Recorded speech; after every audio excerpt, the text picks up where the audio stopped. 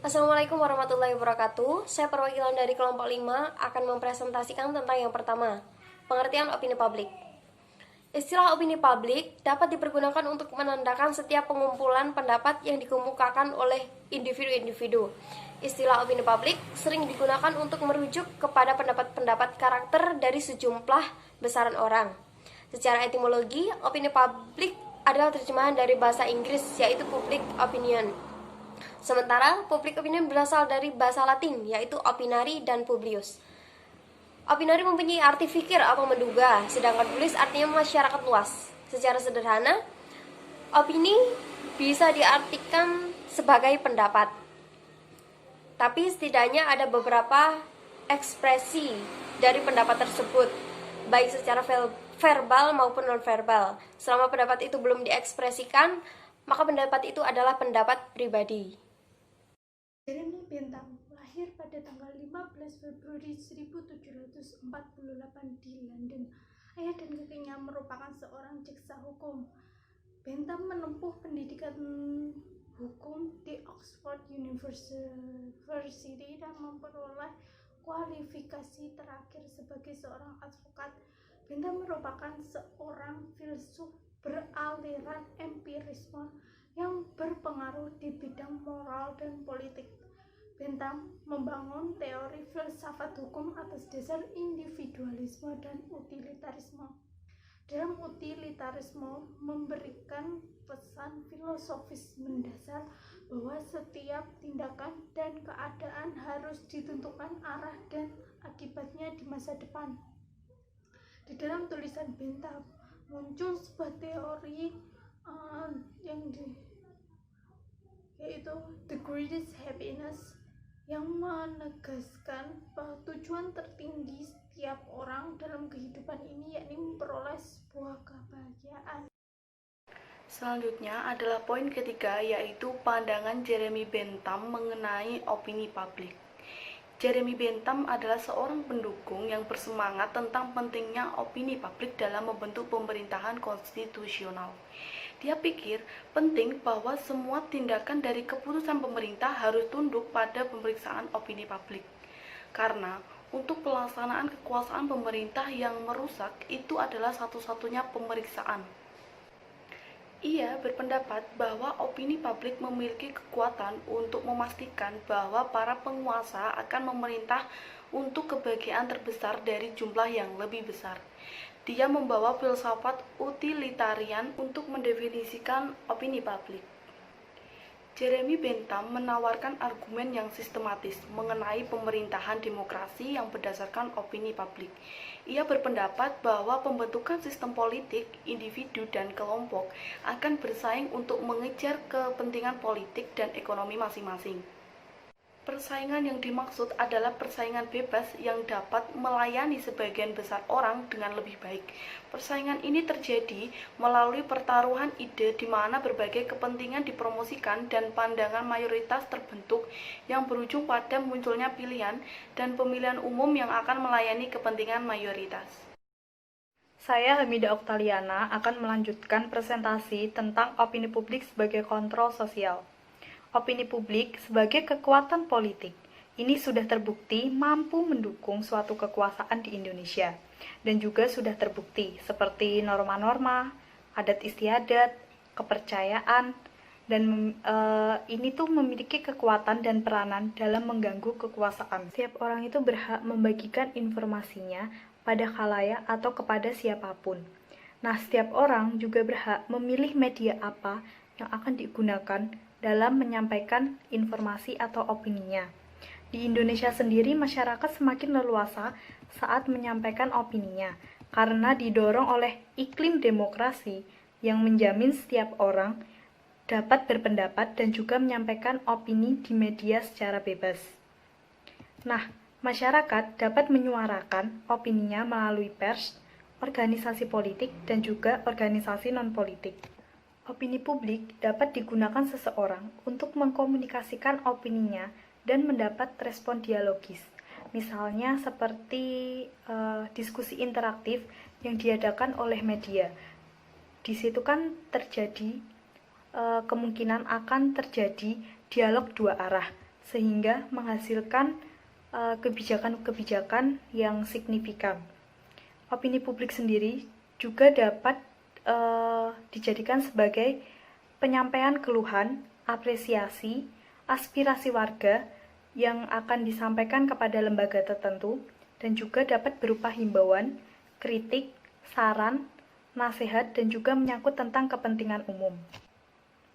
Seorang komunikator yang ingin menyampaikan opininya harus menyelidiki dan mengetahui sikap suatu kelompok yang akan diidentifikasi, karena hal itu akan menumbuhkan dukungan opini baru. Namun, hal yang lebih penting yang harus ada dan dimiliki adalah menggunakan sikap dan tradisi dari suatu masyarakat yang akan menyumbangkan dan mewujudkan suatu pembaruan penyebaran opini dengan jelas, harmonis, dan demokratis. Terus, keuntungan lain dari penyebaran opini dengan proses menggunakan sikap masyarakat yang bersangkutan akan menghasilkan partisipasi pada pihak yang diajak, sehingga tujuan pun tercapai. Dalam penyampaian opini yang diawali dengan diskusi, biasanya untuk mencapai opini yang baik dan benar ini, dalam memecahkan persoalan itu tergantung terhadap yang pertama ada apakah minoritas dapat berbicara kepada mayoritas. Yang kedua, informasi yang cukup dan benar dapat dipakai sebagai landasan ataupun titik tolak pembentukan pendapat. Yang ketiga, apakah sifat manusia untuk berpihak kepada siapa? Seseorang tersebut dapat berpihak kepada siapa? Opini publik muncul atau terbentuk melalui 4 proses. Yang pertama, adanya isu yang perlu dipecahkan, sehingga seseorang mencari alternatif pemecahan dari masalah tersebut. Yang kedua, isu tersebut relatif baru, sehingga memunculkan kekaburan atau standar yang ada di dalam masyarakat, sehingga memunculkan terjadinya diskusi untuk pemilihan alternatif yang lain. Yang ketiga, dalam debat dan diskusi biasanya menghasilkan keputusan yang baru yang dapat menyadarkan suatu kelompok. Yang keempat, untuk membuat keputusan, dibuat program yang memerlukan dukungan lebih luas, sehingga banyak memerlukan diskusi pemilihan alternatif yang lain. Selanjutnya, opini publik sebagai dasar membangun demokrasi. Opini publik dilukiskan sebagai proses yang menggabungkan pikiran, perasaan, dan usul yang diungkapkan oleh warga negara secara pribadi terhadap pilihan kebijakan yang dibuat oleh pejabat pemerintah yang bertanggung jawab atas dicapainya ketertiban sosial dalam situasi yang mengandung konflik, perbuatan, dan perselisihan pendapat tentang apa yang akan dilakukan dan bagaimana melakukannya. Opini publik menentukan sehat tidaknya sebuah demokrasi di dalam suatu pemerintahan. Opini publik merupakan keseimbangan dari informasi politik dan pengetahuan politik. Keseimbangan informasi bisa diperoleh salah satu faktor terbesarnya adalah karena adanya demokrasi. Dan opini publik merupakan representasi seseorang dalam kehidupan berdemokrasi. Di dalam sebuah pemerintahan yang demokratis, perlindungan akan hak merupakan hal yang penting yang ada dalam tanggung jawab pemerintah. Cerminan dari sebuah pemerintah adalah dari kebijakan yang dilahirkan. Ketidakpuasan terhadap kebijakan yang dibuat oleh pemerintah akan berdampak pada sikap publik yang kemudian secara bersama menjadi sebuah permasalahan bersama. Salah satu penyebabnya adalah adanya kerugian yang lahir akibat kebijakan yang dibuat atau sebuah perasaan bahwa hak-haknya yang belum terpenuhi dalam kebijakan yang dibuat. Berbicara mengenai opini publik, tentu saja tidak terlepas adanya relevansi dengan sistem demokrasi pada suatu negara. Unsur esensial pemerintahan demokrasi itu sendiri adalah mengenai kepekaan terhadap opini publik. Pemerintah sebaiknya tanggap terhadap apa yang telah diaspirasikan publik, baik yang pro maupun kontra terhadap pemerintah. Walaupun ada pihak-pihak yang kontra, pemerintah sebaiknya juga memberikan apresiasi terhadap mereka.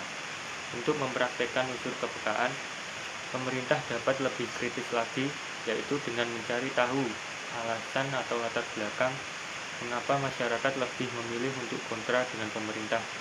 Hal tersebut justru dapat membantu pemerintah untuk melihat segala sesuatu permasalahan dari berbagai sudut pandang. Bab analisis.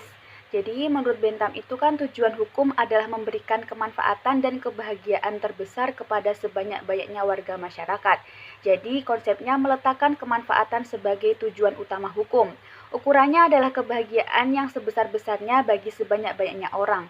Dan penilaian atau baik buruk atau adil tidaknya hukum ini sangat bergantung apakah hukum mampu memberikan kebahagiaan kepada manusia atau tidak. Dan kemanfaatan itu diartikan sebagai kebahagiaan.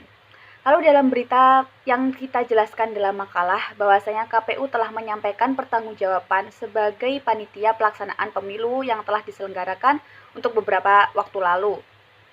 Lalu KPU kan mengusulkan kepada pelaksana pemilu yang telah diselenggarakan beberapa waktu lalu itu untuk melanjutkan rekapitulasi dan dimasukkan ke dalam undang-undang agar kejadian yang dialami penyelenggara pemilu sebelumnya, yakni beberapa yang meninggal itu tidak terulang. Dan KPU juga mengusulkan penyediaan salinan hasil pemilu secara digital agar masyarakat dapat mengetahui hasil dari pemilu tersebut. Mengapa? Alasannya karena KPU mengusulkan salinan tersebut dalam bentuk digital karena sebelumnya KPPS menulis ratusan lembar salinan hasil pemilu agar peserta dapat melihat hasil perhitungan. Dan agar bisa dianggap menjadi data atau salinan resmi, KPPS memotret C1 plano yang sudah diisi atau C1 plano di-scan. Lalu hasil scan itu dipotret, didistribusikan melalui jaringan elektronik ke seluruh peserta pemilu. KPU juga mengusulkan pemutakhiran data pemilih atau peserta pemilu berkelanjutan agar pendapatan di pemilu berikutnya tidak memulai lagi dari awal.